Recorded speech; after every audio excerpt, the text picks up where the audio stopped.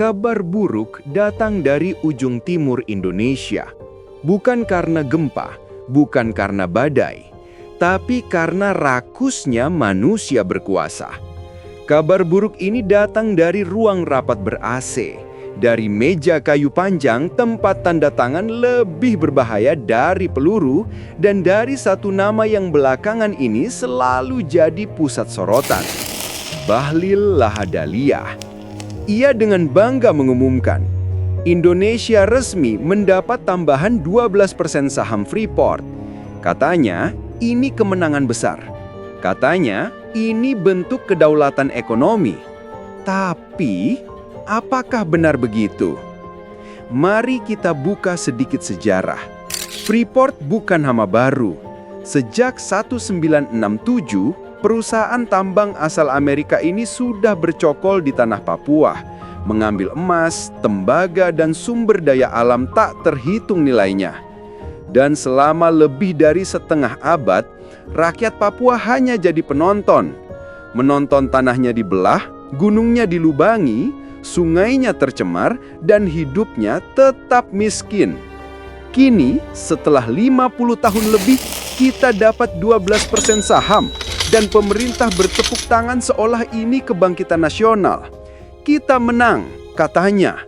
Tapi kemenangan macam apa yang masih menyisakan anak-anak Papua belajar di sekolah tanpa listrik? Bahlil bicara soal investasi, tapi lupa bahwa investasi sejati bukan di tambang, melainkan di manusia. Apa gunanya 12% saham jika 100% rakyat Papua tetap miskin?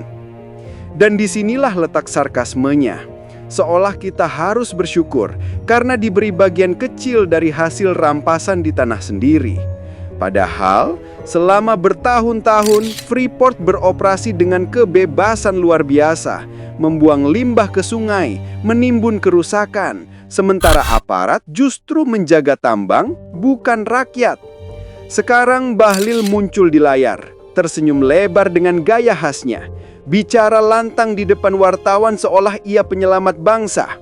Negosiasinya keras tapi berhasil, katanya. Ya, keras, tapi keras untuk siapa? Rakyat? Atau keras karena sulit menutupi fakta bahwa keputusan ini justru memuluskan jalan agar Freeport bisa mengeruk lebih dalam, lebih lama, dan lebih bebas? Inilah paradoksnya. Semakin keras Bahlil bicara soal kemandirian ekonomi, semakin nyata ketergantungan kita terhadap korporasi asing. Ia berkata, ini demi masa depan. Padahal, masa depan siapa yang ia maksud? Karena masa depan rakyat Papua kini justru semakin gelap, tertutup debu tambang dan ditenggelamkan oleh limbah. Mari kita lihat fakta lapangan. Rakyat Papua di Mimika, di Timika, di dataran tinggi Puncak Jaya, masih hidup dengan pendapatan di bawah garis layak. Banyak sekolah hanya berdinding triplek, tenaga medis minim, dan bantuan sosial jarang sampai karena logistik dikuasai elit daerah. Di tengah kemiskinan itu, suara alat berat terdengar setiap hari, menggerus tanah, menembus batu, seolah bumi sendiri sudah menyerah. Dan ketika rakyat protes, aparat datang. Dengan tameng, gas tiar mata, dan tuduhan mengganggu keamanan nasional.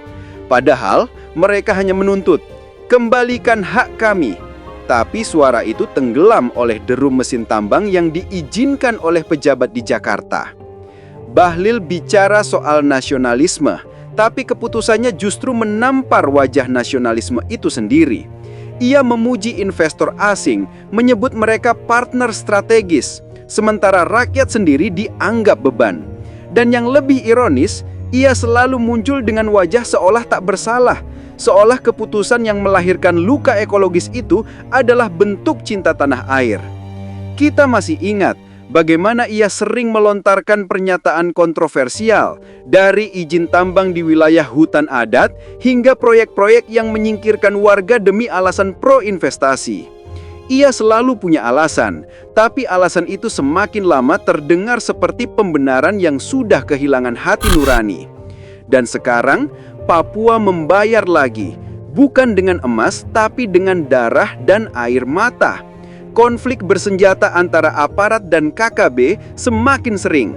Banyak warga sipil jadi korban.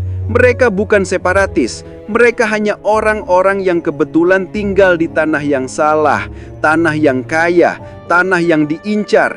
Bahlil boleh bicara tentang harga murah, tapi sesungguhnya yang dijual murah adalah masa depan bangsa ini.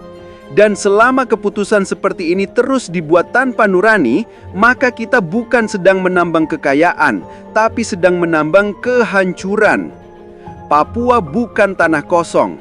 Ia punya jiwa, punya rakyat, punya martabat. Dan martabat itu bukan untuk dijual demi saham 12%. Selama pejabat seperti Bahlil terus memuja investor asing dan mengabaikan jeritan di timur negeri ini, maka jangan salahkan rakyat bila mereka tak percaya lagi. Karena bagi mereka, negara hanya hadir saat tambang dibuka, bukan saat sekolah roboh, bukan saat anak-anak lapar, bukan saat tanah mereka diambil. Dan disitulah ironi paling besar dari republik ini. Bukan tambang yang membuat kita miskin, tapi mental pejabat yang rela menjual bangsanya sendiri. Selamat menikmati hasil negosiasi murah itu, Pak Bahlil, karena untuk rakyat Papua, harga murah itu terlalu mahal untuk dibayar.